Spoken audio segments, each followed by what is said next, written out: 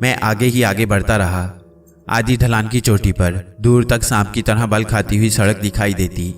सड़क कच्ची और नाहमवार थी, जिस पर जगह जगह पत्थर उभरे पड़े थे।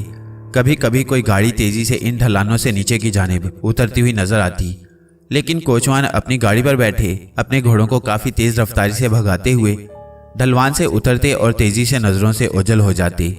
अब सड़क के दाएं बाएं सर्वफलक दरख्त खड़े थे। ये नशेबी जंगलात का हिस्सा था।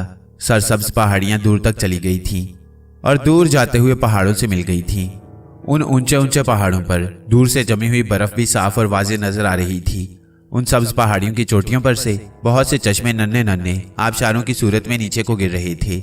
सूरज की किरणें आबशारों के पानी को सियाल सोने में तब्दील कर रही थीं। अचानक एक मुसाफिर मेरे सामने आ गया और मुझे गौर से देखते हुए बोला, वो देखो सामने पहाड़ को। सड़क सुनसान थी, मगर अब इक्का दुक्का मुसाफिर नजर आने लगे। वो भी बहुत तेजी में होता। उसकी तेजी को देखते हुए मेरी हिम्मत जवाब दे जाती कि ये तो खुद बहुत तेज भागा जा रहा है।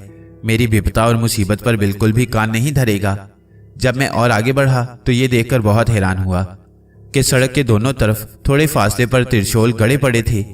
मैं काफी हैरान परेशान उन त्रिशूलों को देखते हुए आगे बढ़ता रहा। मेरी समझ में ये नहीं आ रहा था कि इस कदर बेशुमार फासले पर त्रिशूल क्यों सड़क के किनारे जमीन पर गाड़े गए हैं।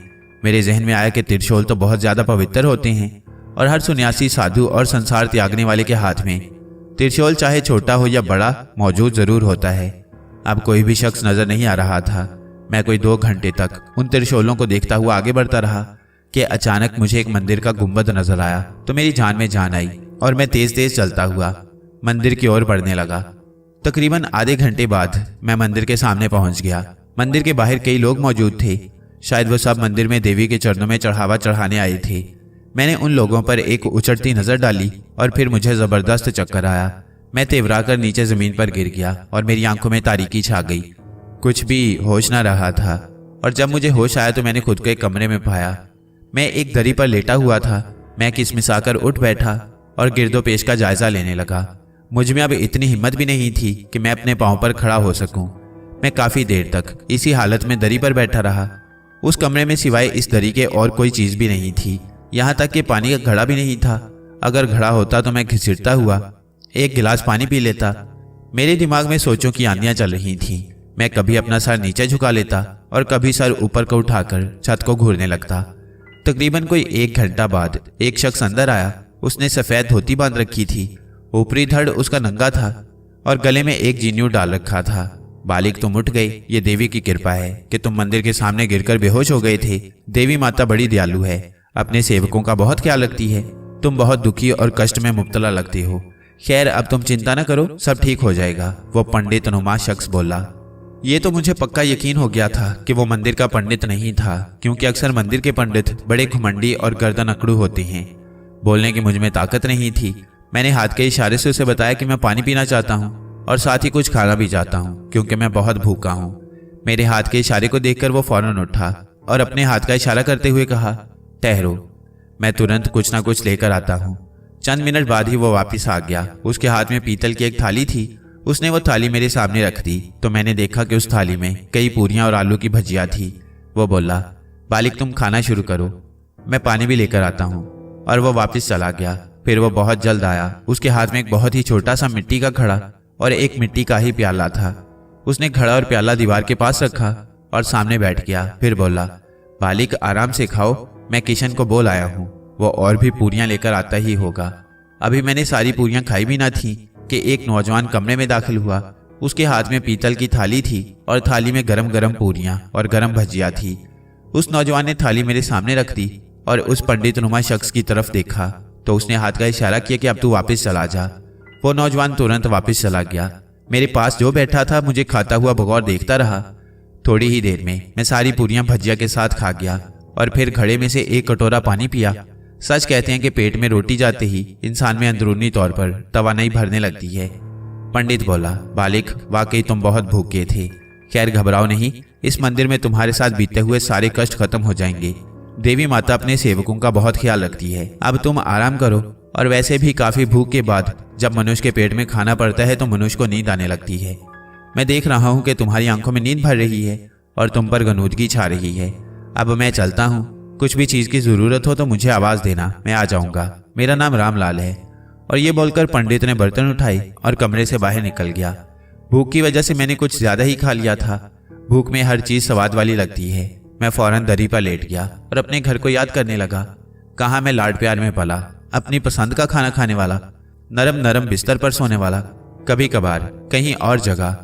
अगर बिस्तर सख्त होता तो आंखों से नींद गायब हो जाती। मेरे दिमाग में आया, भगवान मैं कौन सी ऐसी गलती कर बैठा कि मैं इन हालात से दो चार हुआ। फिर ना जाने और कितने दिन और अजियतनाक हालात को भुगतना पड़ेगा। मेरे घर वाले मुझे ना पाकर किस तकलीफदेह हालात से गुजर रहे होंगे। मैं कैसे और क्यों कर अचानक इस जादू नगरी में फंस गया था, और मैं अचानक किस तरह उस महल में पहुंचा, और फिर वजंती का मिलना, और उसके बाद कई जन्मों के हालात को सामने लाकर मुझे दिखाना, और फिर उस जंगल में पहुंचना। उसके बाद उस नारी के पिता साधु का गजबनाक होना, और शराब के साथ ये कहना कि हर पूर्णमासी की रात मैं एक मनुष्य की बलि। ये तमाम बातें ऐसी थीं जो कि मेरी समझ से बाहर थीं। खैर, थकन और भूख की वजह से मैं बेहाल था। भूख मिट गई, मगर अभी तक मैं थकन से चूर चूर था। फिर मेरे दिमाग में तारीकी छाती चली गई और मैं नींद से दो चार हो गया। अमावस की रातों का अंधेरा पूरे इलाके पर छा चुका था। इर्द गिर्द की कोई चीज नजर नहीं आ रही थी, बल्कि ये कहना दुरुस्त होगा कि हाथ को हाथ सुझाई नहीं देता था। मैं बेयारो मददगार एक तरफ को चला जा रहा था। मैं कहाँ जा रहा था ये मालूम ना था, बस मैं आगे ही आगे चलता जा रहा था। अचानक मुझे एक जगह ठोकर लगी और मैं मुंह के बल नीचे गिर गया। चोट की दर्द से मैं बिलबिला उठा।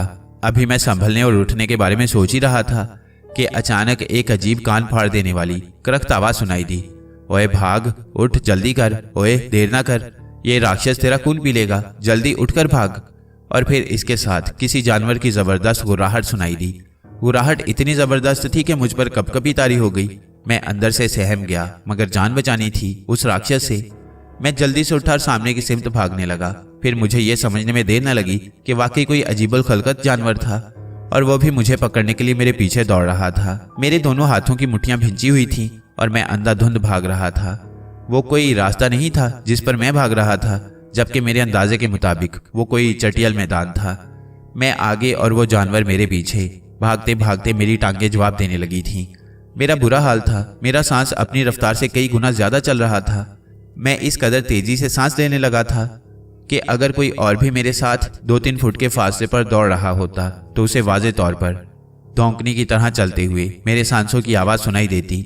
सिर्फ और सिर्फ मेरे दिमाग में एक बात थी कि मेरे पीछे एक राक्षस लगा हुआ है और ये मेरा खून पी जाएगा।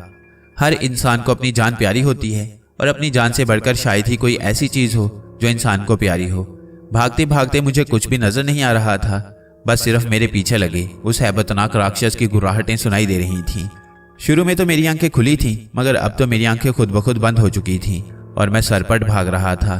फिर अचानक मैंने महसूस किया कि अब मेरे कदम जमीन छोड़ चुके हैं और मैं जैसे आसमान से नीचे जमीन पर गिर रहा हूँ। मैं नीचे ही नीचे अथाह गहराई में गिरता जा रहा था। मेरा सर ऊपर और टांगे नीचे की तरफ थीं। मैं गिरता रहा। मुझे अंदाजा नहीं हो रहा था कि मैं कितनी गहराई में नीचे गिर रहा हूँ, और फिर मैं अचानक चारों शाने चित नरम जमीन पर धप से गिर पड़ा। मेरा दिमाग झुंझुना उठा। मेरी आंखें तो बंद थीं और बंद आंखों में मजीद अंधेरा छा गया। दर्द की एक करबनाक टीस उठी और मेरे पूरे बदन में सरायत कर गई। मेरा सांस सीने में अटकने लगा। बड़ी मुश्किल से मैं सांस लेने लगा था कि यकलख्त दिल दहलाने और कान फाड़ने वाली फुंकारें सुनाई दी। तो मैं दहल उठा और पिटपिटाकर आंखें खोल दी। ओह भगवान! मेरी ऊपर की सांस ऊपर और नीचे की सांस नीचे सीने में अटक गई, और जैसे मुझ पर अचानक सहर फूंक दिया गया हो कि मेरी आंखें पथरा कर रह गईं और जिस्म जैसे सुन्न होकर रह गया। मंजर ही ऐसा दिल खराश और नाकाबिले फरामोश और नाकाबिले यकीन था। अगर मेरी जगह कोई पहलवान या फिर बड़े से बड़े दिल गुर्दे वाला और मौत को सामने देखकर ना घबराने वाला, बल्कि मौत की आंखों में आंखें डालकर मौत को भी लर्जा देने वाला होता, तो वो भी कपकपा कर रह जाता, क्योंकि मेरे सामने हजारों की तादाद में काले और सुर्ख रंग के जहरीले सांप फन काड़े और फुंकारते हुए मेरी तरफ कहर बरसाती आंखों से घूर रहे थे। कई तो ऐसे थे कि जिनके मुंह से शोले तक निकल रहे थे। मुझ पर नजर पड़ते ही उन सांपों में एक जबरदस्त नाकाबिले बयान हद तक हलचल पैदा हो गई। वो एक बहुत ही चौड़ा गड्ढा था जिसमें मैं गिरा था। मैं 1-2 फुट ऊंचे चबूतरे पर गिरा था और सारे सांप उस चबूतरे के चारों तरफ फुंकार रहे थे। वो सबके सब मुझ पर टूट पड़ना चाहते थे। उनका बस नहीं चल रहा था कि अपना सारा जहर मुझ में भर दें। उनकी बेचैनी मजीद बढ़ती जा रही थी। उनकी आंखों में कहर भर गया था और मैं चबूतरे के बीचों बीच सहमा हुआ बैठा था। अचानक एक सांप अपनी जगह से उछला और तीर की मानिंद तेजी से आकर मेरी गर्दन से लिपट गया और जबरदस्त तरीके से मेरे माथे पर अपना डंक मार दिया। दर्द की नाकाबिले फरामोश टीस उठी, बचाओ बचाओ बचाओ। मेरी फलक शगाफ चीखें कुर्बजवार को दहलाने लगी। मुझे जबरदस्त तरीके से झंझोड़ा जा रहा था कि फिर अचानक मेरी आंख खुल गई। कमरे में मध्यम रोशनी मौजूद थी। कई लोग मेरे गिर्द जमा थे। मैं थर थर कांप रहा था। पसीने में मेरे सारे कपड़े शराबूर थे। मेरी कपकपी ऐसी थी कि जैसे पूरे जिस्म पर लर्जा तारी हो गया हो। फिर मुझे कुछ ज्यादा ही ताकत से झंझोड़ा गया और फिर मैं शांत होकर वहां पर मौजूद लोगों को टुकर टुकर देखने लगा। लगता है बालिक ने कोई भयानक सपना देख लिया है। ये पंडित की आवाज थी। रामलाल, तुम थोड़ा समय इसके पास बैठे रहो, मैं अपने कमरे में जा रहा हूँ। फिर रामलाल की आवाज सुनाई दी, तुम लोग अब जाओ, मैं इसके पास बैठा हूँ। रामलाल की आवाज सुनते ही वहां पर मौजूद सबके सब चले गए। फिर रामलाल ने मेरे कंधे पर हाथ रखा और एक हाथ से पानी का कटोरा मेरे मुंह से लगा दिया। कटोरा मुंह से लगते ही मैं घटाघट कटोरे का सारा पानी पी गया। मुझ पर अभी भी हल्की हल्की कपकपी तारी थी। मेरे मुंह से निकला, पंडित जी, और मुझे ऐसा लगा जैसे कि किसी ने मेरा मुंह बंद कर दिया हो कि मैं मुंह से एक लफ्ज भी न निकाल सकूं। रामलाल ने पानी का एक और कटोरा मेरे हाथ में थमा दिया और फिर मैं कटोरे का सारा पानी पी गया। पानी पीने के बाद मेरी तबीयत थोड़ी संभली और मैंने रामलाल को गौर से देखा। कमरे में मौजूद दिया अपनी रोशनी पूरे कमरे में फैलाने में नाकाम हो रहा था। बालिक, तुमने ऐसा कौन सा भयानक और डरावना सपना देखा कि तुम्हारी चीखें मंदिर के इर्द गिर्द को दहलाने लगी?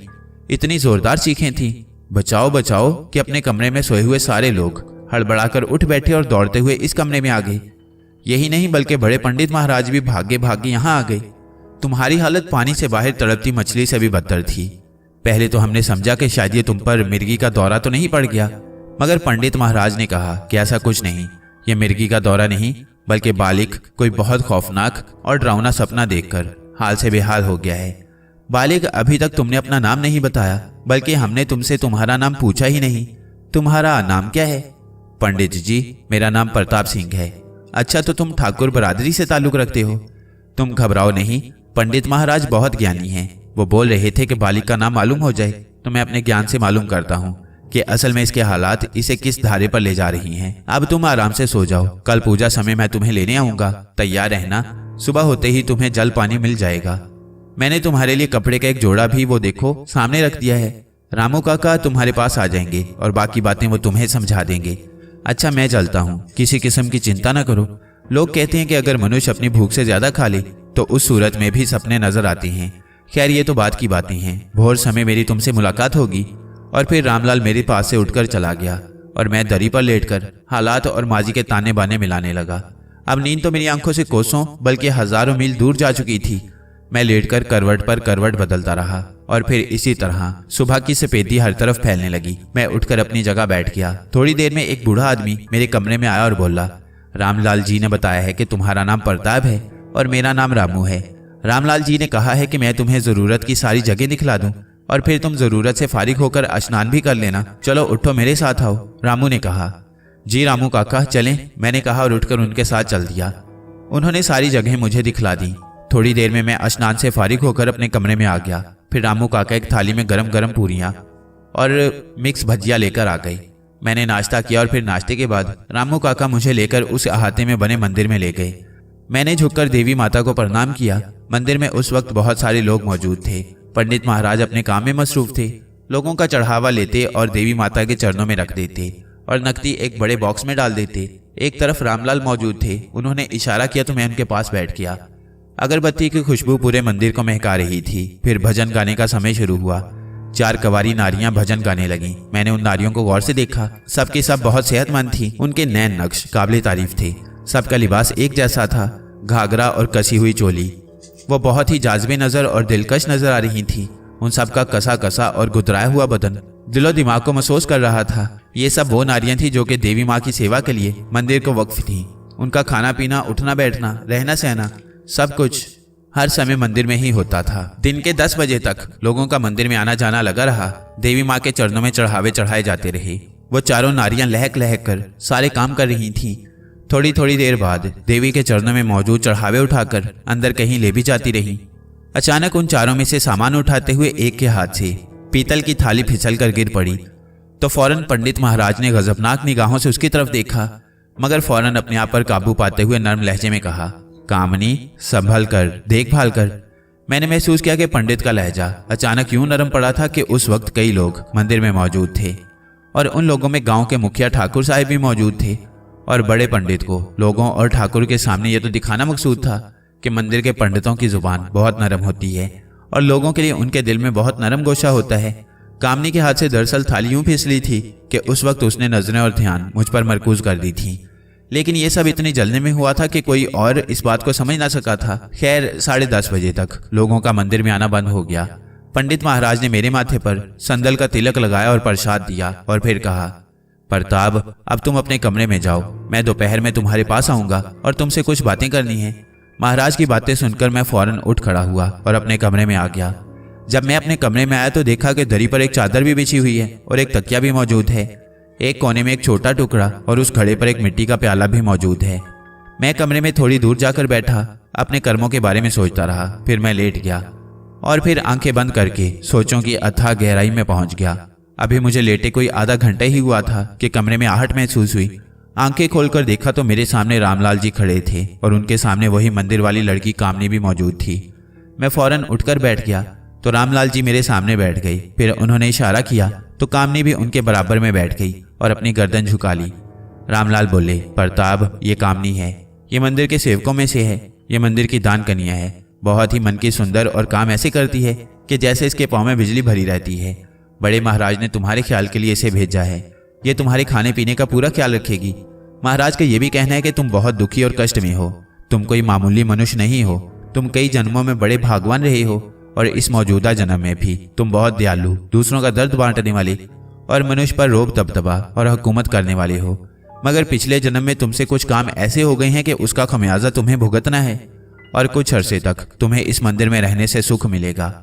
एक आत्मा तुम्हारे पीछे पड़ गई है, वो आत्मा तुमसे बहुत नाराज है और उसी कारण अभी तक तुम घर से बेघर हो रही हो। दौलत तुम्हारे घर की बांधी रहेगी मगर शांति के लिए तुम। और रामलाल ने बात अधूरी छोड़ दी। अब तुम आराम करो, अब मैं तुमसे काम होगा तो मिलूंगा और ये कामनी तुम्हारी जरूरतों का ख्याल रखेगी। वैसे बड़े महाराज खुद तुमसे मिलने आएंगे। प्रताप, समय से घबराना बुजदली है और जो लोग हिम्मत नहीं हारते वही कामयाब होती हैं। और हाँ, मंदिर से कुछ दिनों तक बाहर निकलना तुम्हारे लिए ठीक नहीं, ये भी महाराज कह रहे थे। ठीक है, मैं चलता हूँ। कामनी, अब तू भी जा और वक्त पर प्रताप का काम कर दिया करना, कोई शिकायत ना हो। जी पंडित जी, आपको या प्रताप बाबू को मेरी जात से शिकायत नहीं होगी। और ये बोलकर कामनी रामलाल के साथ ही कमरे से निकलती चली गई और मैं लेटकर सोचों के गर्दाब में थपेड़े खाने लगा और ये सोचने भी लगा कि अब देखो समय क्या दिखलाता है।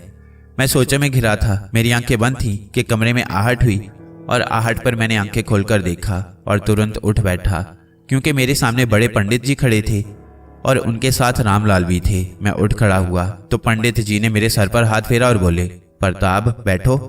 मैं अपनी जगह पर बैठ गया, साथ ही दोनों पंडित महाराज भी बैठ गए।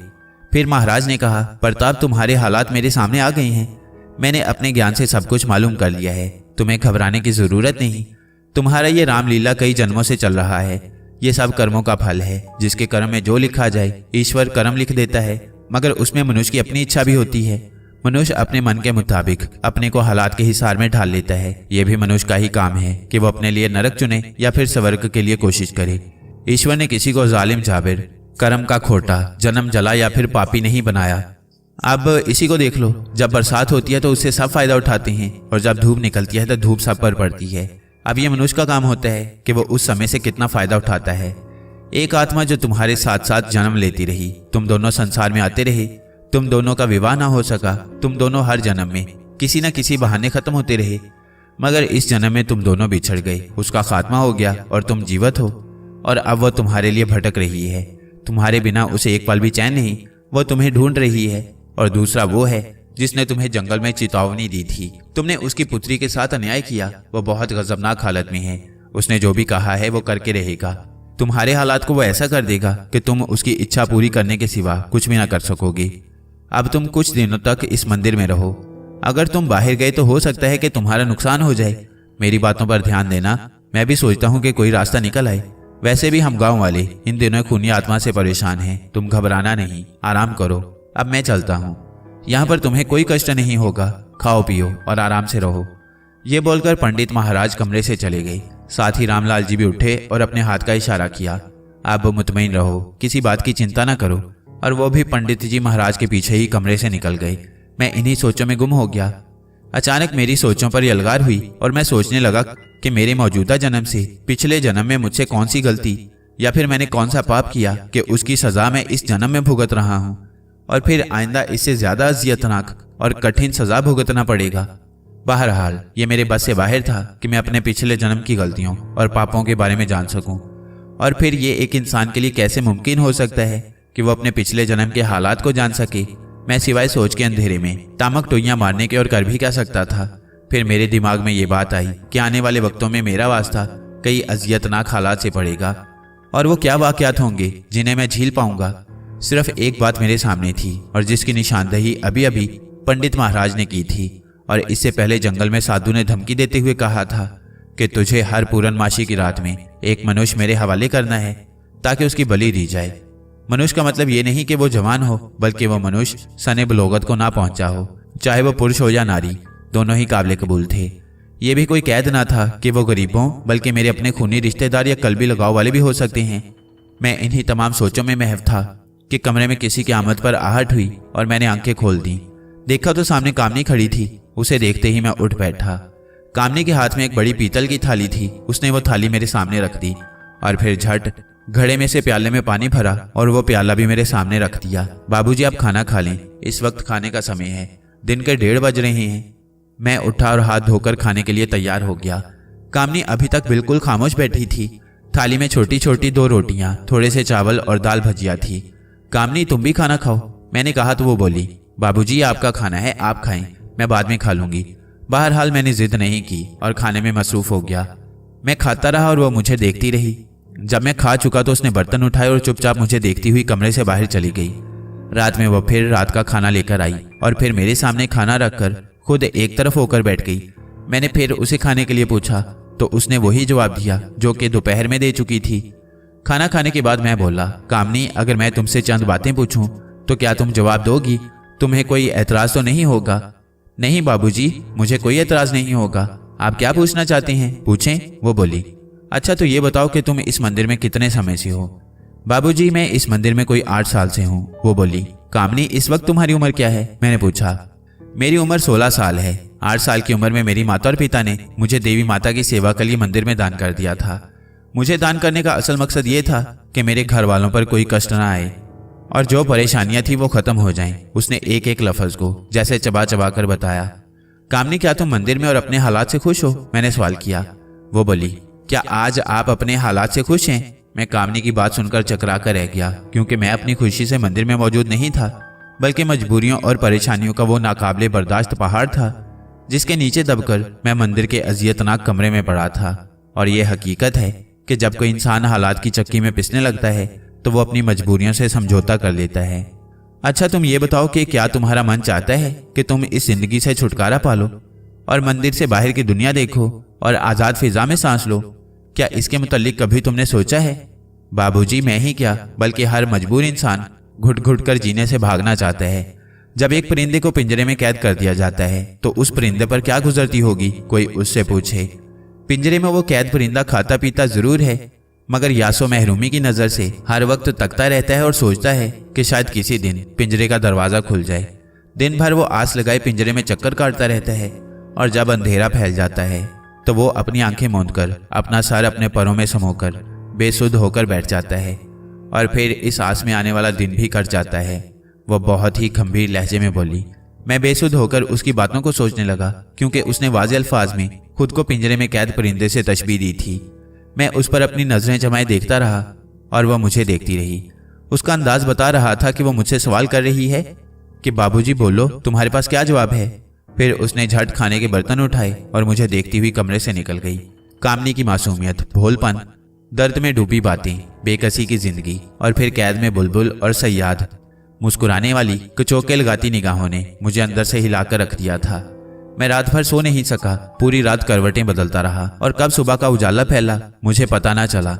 लेकिन फिर सुबह होने का पता उस वक्त चला जब कामनी मेरे लिए सुबह का नाश्ता लेकर कमरे में आई और मुझ पर नजर पड़ते ही ठिठक गई और बोली, बाबूजी, मैं आपसे मुआफ़ी मांगती हूँ। आपको मेरी बातों से दुख पहुंचा। रात भर आप जागते रहे, इसका अंदाज़ा मुझे है, क्योंकि मैं अपनी बातों पर रात भर पछताती रही हूँ और आपकी हालत और आंखें बता रही हैं कि आप भी रात भर सोए नहीं। बाबूजी, मुझे माफ़ कर दें, वरना मैं खुद को माफ़ न कर सकूंगी, क्योंकि मैंने आपके मन को कष्ट दिया है। और कामनी अपने दोनों हाथ जोड़कर मेरे आगे दो जानू होकर बैठ गई। मैंने झट कामनी के दोनों हाथ पकड़कर बोला, कामनी, ऐसी बात नहीं, तुमने कोई गलत बात नहीं की। तुमने तमाम बातें सही की हैं और मैं बखूबी समझ सकता हूँ। तुम वाकई पिंजरे में कैद पंछी जैसी हो। अंदरूनी तौर पर तुम्हारा मन आज़ाद रहने को चाहता है, लेकिन तुम्हारी मजबूरियों ने तुम्हारे पाँव में बेड़ियाँ डाल दी हैं। अब तुम मुझे ही देख लो। मेरे घर में नौकर चाकर हैं, मैं सोने और चांदी के चमचे से दूध पीने वाला। मेरे पिता गांव के मुखिया हैं और मैं मजबूरी के तहत भूल भुलैयों में पड़कर आज ये दर्दनाक जिंदगी गुजारने पर मजबूर हूँ। मैं भगवान की कृपा से मायूस नहीं हूँ। तुम घबराओ नहीं, जहां तक हो सका मैं तुम्हारी मदद करूंगा और कैद की जिंदगी से निकालकर आज़ादी दिलाऊंगा। अपने मन को दुखी ना करो, ये मेरा वादा है कि एक ना एक दिन, बल्कि बहुत जल्द आज़ाद फिजाओं में तुम सांस लोगी। बस मुझे अपने घर पहुंचने की देर है। मेरी बातें सुनकर कामनी की आंखों से टप टप आंसू गिरने लगे तो उसे देखकर मेरा मन मचल उठा। मैंने उसके आंसू साफ किए और उसके गाल थपथपाकर उसे दिलासा दिया और बोला, चलो जल्दी से अच्छे बच्चों की तरह मुस्कुराओ। और फिर उसके होंठों पर मुस्कुराहट नमूदार हो गई। उसका मुरझाया हुआ गुलाबी चेहरा खिल उठा। बाबूजी, आप नाश्ता करें। आपकी बातों से मुझे बहुत ढारस हुई है। मैं देवी माँ के चरणों में अपना माथा टेक कर प्रार्थना करूंगी कि आपके सारे कष्ट दूर हो जाएं और आपको अपने मकसद में बहुत जल्द कामयाबी मिले, ताकि आप भी हंसी खुशी जिंदगी गुजारें। कामनी बोली। खैर, मैं नाश्ता करने लगा। वो मेरे सामने बैठी मुझे गौर से देखती रही कि मैंने एक निवाला बनाकर उसके मुंह की तरफ बढ़ा दिया तो मुझे मायनेखेज नजरों से देखते हुए मेरे हाथ का निवाला अपने मुंह में रखकर बहुत जज्बाती अंदाज से मुस्कुराने लगी। जब मैं नाश्ता कर चुका तो उसने बर्तन उठाए और मुस्कुराती हुई कमरे से निकलती चली गई और फिर मैं ख्यालों की दुनिया में खो गया। अब मुझे मंदिर में रहते हुए एक हफ्ता हो गया था। रोज का मामूल था कि मैं सुबह ही सुबह उठता और जरूरियात से फारिग होकर नाश्ता करता और फिर मंदिर में जाकर पूजा में शामिल होता। बड़े महाराज रोजाना मेरे माथे पर तिलक लगाते और फिर एक मुकर्ररा वक्त पर मैं वहां से उठकर अपने कमरे में आ जाता। दिन में दोपहर के बाद एक मर्तबा रामलाल जी मेरे कमरे में जरूर आते और मेरी खैर खैरियत दरियाफ्त करते और चले जाते, मगर जाते जाते ये जरूर पूछते कि कामनी तुम्हारी सेवा ठीक तरह से करती है या नहीं। मैं जवाब देता, पंडित जी, कामनी अपनी ड्यूटी खूब अच्छी तरह दे रही है। 8वें दिन पंडित रामलाल जी एक लालटेन लाए और बोले, प्रताप, आज से ये लालटेन तुम्हारे कमरे में रहेगी और शाम में इसे जला लेना।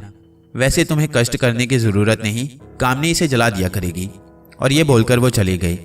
अब रोजाना शाम में कामनी लालटेन जला दिया करती थी। लालटेन में मिट्टी का तेल भी वो खुद ही डाला करती थी और मेरा रोज का मामूल था कि खाने से फारिग होकर जब सोने लगता तो लालटेन बुझा दिया करता था, क्योंकि वैसे भी मुझे अंधेरे में सोने की आदत है। अमावस की रातें शुरू हो चुकी थीं।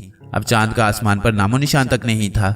मैंने महसूस किया था जब ये अमावस की रातें शुरू हुई तो सरे शाम ही पूरी बस्ती पर सन्नाटा छा जाता। अंधेरा फैलते ही गांव के सारे लोग अपने अपने घरों में दुबक पड़ते थे। अब तो रात में कुत्तों के भौंकने की आवाजें भी खत्म होकर रह गई थीं। एक दिन बड़े पंडित महाराज मेरे कमरे में आए और बोले, बालिक, अमावस की रातें शुरू हो चुकी हैं और मैं तुम्हें चेतावनी देता हूँ कि शाम का अंधेरा फैलते ही तुम किसी काम से बाहर ना निकलना और खास तौर पर मंदिर की चहार दीवारी से तो निकलना भी नहीं।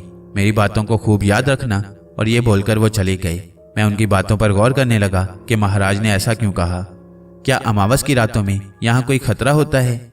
जरूर कोई ना कोई बात है, वरना बड़े महाराज इस तरह चेतावनी ना देते। रात में जब कामनी खाना लेकर आई तो मैंने इसका तज़किरा उससे किया और पूछा, कामनी, आखिर क्या बात है कि बड़े महाराज ने ऐसा कहा है? बाबूजी, आप खाना खाएं, मैं आपको बाद में बता दूंगी, लेकिन बड़े महाराज ने जो कुछ भी कहा है आप उस पर अमल कीजिएगा। अगर रात में कोई आपका नाम लेकर भी पुकारे तब भी आप अपने कमरे से मत निकलिएगा। ऐसा क्यों है मैं आपको बता दूंगी। आप फिलहाल खाना खाएं और खामोशी से सो जाएं। वैसे फिक्र की कोई बात नहीं। मैंने खाना खाया और जल्दी से कामनी ने बर्तन उठाए और कमरे से चली गई। उसके जाने के बाद मैंने लालटेन बुझा दी और लेटकर हालात के मुतल्लिक सोचने लगा। फिर मुझे नींद आ गई। रात का ना जाने कौन सा पहर था। कमरे में घुप अंधेरा था। हाथ को हाथ सुझाई नहीं देता था। अचानक मेरी आंख खुल गई तो मेरे कानों में आवाज आई घोड़ों के हिनहिनाने की, और साथ ही ऐसा लगा कि किसी भी सड़क पर घोड़े दौड़ रहे हैं। वक्त के साथ साथ आवाज वाज़ेह और करीब होने लगी। अचानक मेरे कमरे में कोई आया। इससे पहले मैं अपनी जगह पर उठ बैठा था। आने वाला मेरे बहुत करीब बैठ गया और फिर अचानक वो मुझसे लिपट गया। उसने मुझे अपने बाजू में भींच लिया। फिर सरगोशी सुनाई दी, बाबूजी मैं कामनी हूँ, घबराओ नहीं। आज वो फिर आ गया। अचानक एक आहट की आवाज सुनते ही कामनी ने झट मेरे मुंह पर हाथ रख दिया, यानी उसने मेरा मुंह बंद कर दिया ताकि मेरे मुंह से कोई आवाज ना निकल सके। पूरे कमरे में घुप अंधेरा मुसल्लत था। दरवाजे पर एक साया सा लहराया। फिर आवाज सुनाई दी, प्रताप प्रताप, ये तू सोया पड़ा है। रामलाल की आवाज समाज से टकराई और फिर तुरंत ये बोलकर वो पलटे और दरवाजे से बाहर निकल गई। कामनी बदस्तूर मुझे भींचे बैठी रही और फिर उसने अपने हाथ से मेरा मुंह भी बंद कर रखा था। जब उसे इत्मीनान हो गया कि रामलाल जी कमरे से दूर चले गए हैं तो उसने अपना मुंह मेरे कान के करीब करके सरगोशी की, बाबूजी अच्छा हुआ कि मैंने तुरंत आपका मुंह बंद कर दिया, वरना आप रामलाल जी के मुखातिब करने पर अगर जवाब दे देते तो बहुत बुरा हो जाता। रामलाल जी को आपके पास मेरी मौजूदगी का पता चल जाता और फिर यकीनन वो बातों बातों में यहाँ बैठ जाते और फिर मेरी इज्जत खाक में मिल जाती। बाबूजी अब आप आराम करें और मैं तुरंत जा रही हूँ। कहीं ऐसा ना हो कि रामलाल जी मेरे कमरे में जाएं और मुझे ना देखकर व्याकुल हो जाएं, क्योंकि आज की रात बहुत गंभीर है। आज वो फिर आ गया है। ये सुनकर मैं सरगोशी में बोला, कामनी वो कौन है जो कि आज आ गया है और फिर उसके आने से इस कदर परेशानी क्यों हो रही है, जरा बताओ तो सही। बाबूजी अब समय नहीं रहा कि मैं आपको उसके मुतल्लिक बताऊं। मैं कल दिन समय आपको उसके मुतल्लिक बता दूंगी। अब आप आराम से लेट जाएं, मैं जा रही हूँ। और ये बोलते ही कामनी मेरे जिस्म से अलहदा हुई और खामोशी के साथ दरवाजे से बाहर निकलती चली गई। कामनी के जाने के बाद मैं काफी देर तक शशोपंज में बैठा सोचता रहा कि वो कौन है जो आज रात आ गया है। काफी सोच विचार के बावजूद भी मैं इस गुत्थी को न सुलझा सका। आखिर थक हार कर अपनी जगह पर लेट गया और वक्त के ताने बाने के मुतालिक सोचते सोचते मैं नींद की वादी में चला गया। और फिर उस दिन सुबह 8 बजे मेरी आंख खुली, वो भी कामनी के जगाने पर। कामनी ने मेरा माथा थपक थपक कर जगाया। मैं फौरन अपनी जगह उठ बैठा। जब मेरी नजर कामनी की नजर से टकराई तो वो मुस्कुराती रही। उसने अपनी नजरें मुझ पर मरकूज कर रखी थी। बाबूजी आज तो आप बहुत देर तक सोते रहे, वरना हर रोज तो आप जल्दी उठ जाया करती हैं। मैं कई मर्तबा कमरे में आई मगर आप बेसुध सोए पड़े थे।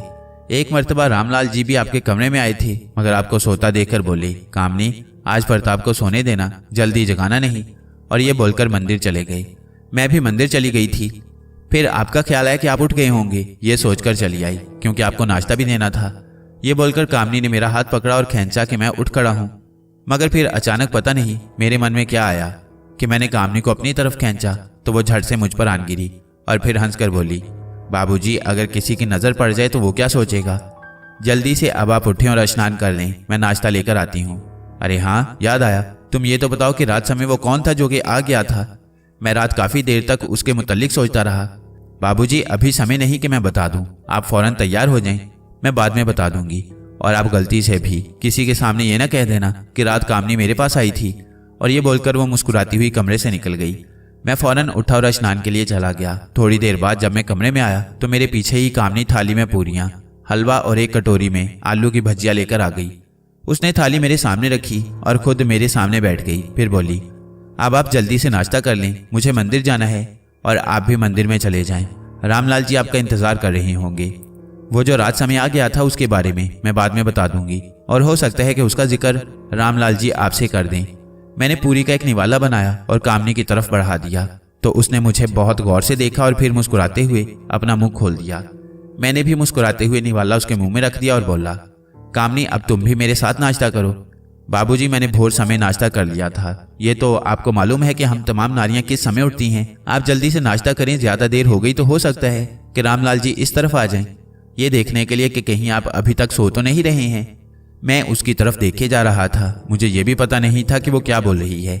और फिर उसने अपने हाथ से एक निवाला बनाकर मेरे मुंह में रखने के लिए मेरे होंठों तक निवाला ले आई तो जैसे मुझे होश आ गया और मैंने चौंक कर उसे भरपूर निगाहों से देखा। बाबूजी आप तुरंत नाश्ता करें, चलें जल्दी करें। और फिर उसकी बात सुनते ही मैंने जल्दी जल्दी नाश्ता किया। उसने थाली उठाई और मुस्कुराती हुई बोली, अब मैं जा रही हूँ मंदिर में, आप भी तुरंत मंदिर में पहुंचे। और ये बोलकर वो चली गई। उसके जाने के बाद मैं उठा और अपने कमरे से निकलकर मंदिर में पहुंच गया। मंदिर में काफी रश था। आज हर दिन से ज्यादा लोग मंदिर में मौजूद थे और बड़े पंडित जी ऊंची आवाज में बोल रहे थे, सज्जनों आप लोग घबराए नहीं, आप लोगों से मैं कहीं ज्यादा कष्ट में हूँ। रात भर में सो नहीं सका और पूरी रात यही सोचता रहा। मेरा मन बहुत दुखी हो रहा है कि खूनी ने धनराज का खून कर दिया और फिर धनराज का सारा खून पी गया। मेरा मन मानने के लिए बिल्कुल भी तैयार नहीं है कि ये हुआ तो क्यों हुआ। आप लोगों को यह भी मालूम है कि मैंने जाप करके पूरे गांव के गिर्द कुंडल बांध दिया था और फिर पूरा महीना सारा गांव सुखी रहा। जिस रास्ते वो खूनी गांव में दाखिल हुआ उस रास्ते पर भी मैंने जबरदस्त कुंडल कर दिया था। फिर वो कैसे गांव के अंदर आया ये मैं समझने से व्याकुल हूँ। देवी माता के चढ़ावे से फारिग होकर मैं उस जगह जाता हूँ और देखता हूँ कि कहीं किसी ने कुंडल को तोड़ तो नहीं दिया है। एक ज़ईफ शख्स हाथ जोड़ते हुए बोला, पंडित जी, धनराज के घर वाले बहुत कष्ट में हैं, वो बहुत ज्यादा रो रहे हैं। धनराज बहुत ही बांका नौजवान था। अगले महीने उसका लगन भी होने वाला था। बेचारा कितने अरमान से लगन की तैयारियां कर रहा था। एक और आदमी उठ खड़ा हुआ और बोला, पंडित जी, अब हम चलते हैं। धनराज की क्रियाक्रम के लिए तैयारी भी करनी है, आप यहाँ से फारिग होकर आ जाना। पंडित जी बोले, ठीक है, आप लोग जाएं, मैं यहाँ से फारिग होकर तुरंत आता हूँ। और हाँ, याद आया, पहले मैं उस जगह जाऊंगा जहाँ के मैंने कुंडल बांधा था। कई लोगों को मैं अपने साथ ले जाता हूँ ताकि पता तो चले कि असल मामला क्या है। देवी माता और भगवान से प्रार्थना है कि हम सारे गांव वाले सुखी रहें। भगवान और देवी माँ की कृपा हमारे सरों पर रही। आप लोग धनराज के घर जाएं, मैं भी आज जल्दी से मंदिर से उठता हूँ। और ये बोलकर पंडित जी तुरंत उठ गए और रामलाल जी से बोले, रामलाल, तुम यहीं रहो और देखभाल करना, मैं चंद लोगों के साथ कुंडल वाली जगह पर जा रहा हूँ।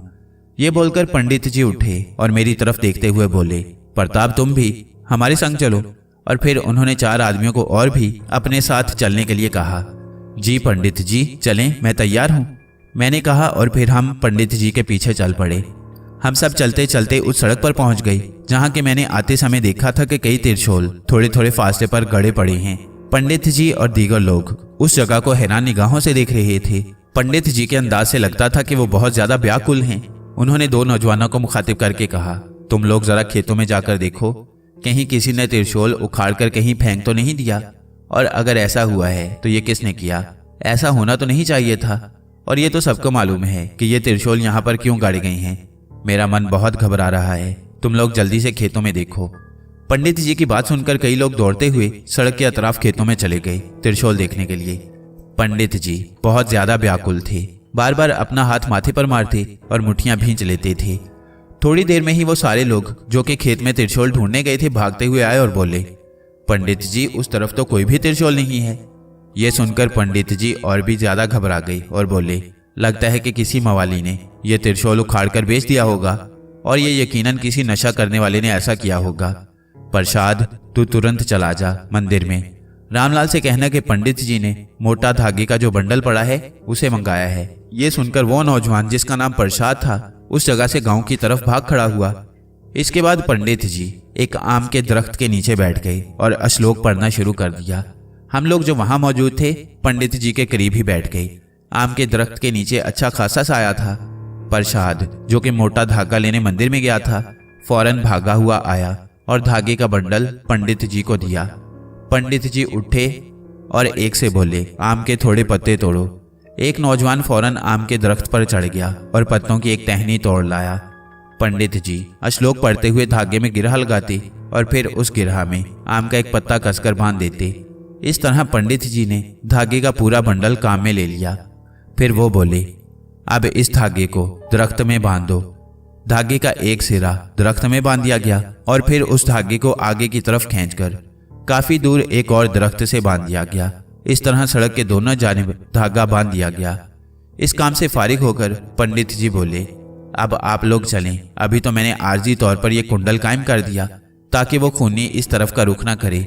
आज ही त्रिशूल का इंतजाम करके कल ये कुंडल कायम करना पड़ेगा और तुम लोग ये पता करो कि ये सारे त्रिशूल कौन उखाड़ कर ले गया है। ऐसा करके दुष्ट ने हमारे गांव वालों पर बड़ा जुल्म किया है।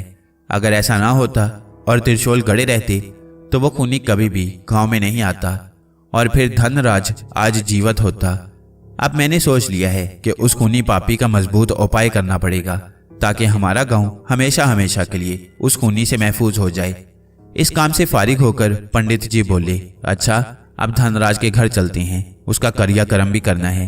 मगर तुम लोग कोई चिंता ना करो, मैंने उस खूनी का चंद दिन के लिए उपाय कर दिया है। अब वो चंद दिन तक गांव में कदम नहीं रख सकता। खैर, हम लोग पंडित जी के संग धनराज के घर आ गए। धनराज के घर के आगे एक बहुत बड़ा सायादार नीम का दरख्त था जिसके साए में तकरीबन सारा गांव ही बैठा नजर आया। पंडित जी को देखकर सारे लोग खड़े हो गए। पंडित जी ने हाथ के इशारे से सबको बैठने के लिए कहा। और खुद भी दरी पर बैठ गए। धनराज की लाश एक चारपाई पर पड़ी थी और उस पर एक चादर सर से पैर तक पड़ी थी। थोड़ी देर बाद पंडित जी उठे और कुछ पढ़ते हुए धनराज के मुंह पर से चादर हटा दी और फिर ना जाने क्या सोचते हुए चादर उसके सीने तक खींच दी। ओ भगवान! धनराज का चेहरा ऐसा लगता था कि जैसे उसके जिस्म से खून का आखिरी कतरा तक निचोड़ लिया गया हो। सफेद पड़ा चेहरा और फटी फटी आंखें जो कि दहशत ज़दा थीं। आंखें देखकर ऐसा महसूस होता था जैसे धनराज ने मरने से पहले कोई बहुत ही भयानक और खौफनाक चीज देख ली हो। पंडित जी ने जरा सर को ऊंचा किया तो वाजे नजर आया कि उसके नरखरे के ऊपर 2 सुराख मौजूद थे और खून का एक कतरा तक उसके कपड़ों पर मौजूद नहीं था। पंडित जी बोले, खूनी ने बहुत जुल्म किया है, बेचारे का सारा खून निचोड़ लिया है, इसके जिस्म में एक कतरा भी खून मौजूद नहीं। पंडित जी और फिर रात में कामनी की बात कि आज वो फिर आ गया, खूनी ने सारा खून निचोड़ लिया। ये सारी बातें ऐसी थीं जो कि मुझे कचोके लगा रही थी। मेरे दिमाग में सोच की आंधी चल रही थी। बार बार यही सवाल मेरे दिमाग में घूम रहा था कि वो कौन है जो रात के अंधेरे में आ गया। घोड़े के टापों की और घोड़े के हिनहिनाने की फलक शगाफ आवाजें, पापी खूनी जिसने धनराज के जिस्म से खून का आखिरी कतरा तक निचोड़ लिया, और फिर सबसे दहशतनाक मंजर, धनराज के नरखरे के ऊपर 2 सुराख जो कि वाजे थे। मुझ में हिम्मत नहीं थी कि मैं किसी से या फिर पंडित जी से सवाल कर सकूं। कामनी से भी मैं उस वक्त दूर था, वरना मैं कामनी ही से उस खूनी के मुतल्लिक पूछ लेता। खैर, इसी सोच में मैं बेहिस्सो हरकत बैठा रहा। उस जगह जितने भी लोग मौजूद थे सबके सब खौफजदा और सहमे हुए थे। खौफ और डर उन लोगों के चेहरों से वाजे नजर आ रहा था। ऐसा लगता था कि वो खूनी अब बाया के तब बाया और आते ही सारे लोगों का खून पी जाएगा। कुछ लोग भागदौड़ में लगे थे क्योंकि धनराज का क्रियाक्रम करना था। तकरीबन कोई 2 घंटे में धनराज को चिता पर लिटाने के सारे इंतजामात मुकम्मल हो गए। चारपाई पर डालकर धनराज का आखिरी दीदार कराया गया और फिर सबने धनराज का आखिरी दीदार कर लिया तो चारपाई उठाकर मरघट की तरफ लोग चले और आवाजें गूंजने लगी, राम नाम सत्य है। धनराज के घर वालों का रोना चीखना नाकाबिले बर्दाश्त था। उनकी हालत देखकर कलेजा मुंह को आ रहा था। धनराज का बाप पंडित जी के गले लगकर फूट फूट कर धाड़े मार रहा था। पंडित जी उसकी पीठ पर थपकी देते हुए बोले, रामानंद घबराओ नहीं, धनराज का लहू रायगा नहीं जाएगा। अब मैंने सोच लिया है कि चाहे कुछ भी हो जाए, अब उस पापी खूनी को छोड़ना नहीं है। बहरहाल में अब इसका अंत होकर रहेगा। मैंने बहुत ढील दे दी। मैं कल ही अपने गुरुजी के पास जाऊंगा और मैं गांव की रक्षा के लिए उनके पांव पड़ जाऊंगा और बोलूंगा कि गुरुजी अब कोई ना कोई उपाय कर दें ताकि उस खूनी से गांव वालों की जान छूट जाए। और मुझे उम्मीद है कि गुरुजी पूरे गांव वालों की रक्षा के लिए जरूर कदम उठाएंगे। गांव से निकलते ही मरघट था। मरघट में चिता तैयार थी। धनराज को चिता पर लटाकर ऊपर लकड़ियां रख दी गईं और फिर घी छिड़ककर चिता को आग लगा दी गई। सारे लोगों की आंखें अश्कबार थीं और साथ ही सारे लोग खौफ की वजह से सहमे हुए भी थे। मरघट से वापसी पर सारे लोग और पंडित जी धनराज के घर गए और थोड़ी देर बैठकर सबके सब अपने अपने घरों को चले गए। मैं भी पंडित जी के साथ वापस आ गया। पंडित जी बोले, प्रताप अब तुम अपने कमरे में आराम करो। अगर भोजन की जरूरत हो तो कामनी से कहकर मंगा लेना। केवल तुम घबराना नहीं, अब और कुछ भी नहीं होगा। मैंने तुम्हारे सामने गांव में आने वाले रास्ते पर कुंडल बांध दिया है। तुम बिल्कुल भी व्याकुल न होना, देवी माँ रक्षा करेगी। मैं भी चलता हूँ, गर्मी ज्यादा है। स्नान के बाद मैं भी थोड़ा आराम कर लूँ। वैसे तुम्हें जिस चीज की भी जरूरत पड़े कामनी से मंगा लेना। और ये बोलकर पंडित जी अपने कमरे की तरफ चले गए। पंडित जी के जाने के बाद मैं भी निढाल कदमों से अपने कमरे की तरफ बढ़ गया। कमरे में पहुंचकर मैं बिस्तर पर लेट गया और आंखें मूंद ली। चंद मिनट ही गुजरे थे कि कामनी की आवाज आई, बाबूजी क्या आप सो रहे हैं? कामनी की आवाज पर झट मैंने आंखें खोल दी। देखा तो कामनी मेरे करीब बैठी मुझे देखे जा रही थी। उसके होंठों पर बड़ी दिलकश मुस्कान थी। फिर वो बोली, आप थके हुए लग रहे हैं, जाकर स्नान कर लें, मैं भोजन लगाती हूँ। मैं बोला, कामनी तुम कह तो सही रही हो, मैं वाकई बहुत थक गया हूँ, मैं स्नान करके आता हूँ। भूख तो नहीं, बस तुम 1 कप अच्छी सी चाय बना कर ले आओ। और फिर मैं अपने कपड़े लेकर स्नान के लिए चला गया। थोड़ी देर बाद ही मैं स्नान से फारिग होकर आ गया तो झट कामनी 1 कप गर्मा गर्म चाय बनाकर ले आई और बोली, बाबूजी चाय हाजिर है।